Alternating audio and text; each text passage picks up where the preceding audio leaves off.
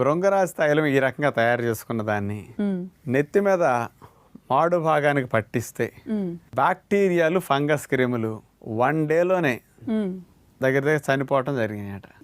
ఇది స్పెషల్గా పరిశోధన 2011లో Indian pharmacopoeia commission Ghaziabad India ఈ వీళ్ళ పరిశోధన చేసి ఇది తలలో చుండ్రు తగ్గించడానికి, తలలో దురదలు తగ్గించడానికి anti fungal anti microbial properties బాగా ఎక్కువ ఉన్నాయి కాబట్టి యాంటీ బ్యాక్టీరియల్ ఇది అంత స్పీడ్గా ఇమీడియట్గా వర్క్ చేస్తున్నదని వాళ్ళు నిరూపించారు.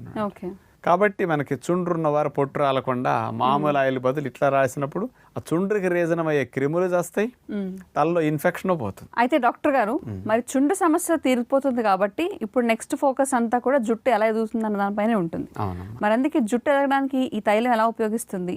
ఆకు మరిగించినప్పుడు ఇందులో ఉండే మెడిసినల్ ఎక్స్ట్రాక్ట్ కొబ్బరి నూనెలోకి వస్తాయి. దీన్ని అప్లై చేసినప్పుడు ఇది జుట్టు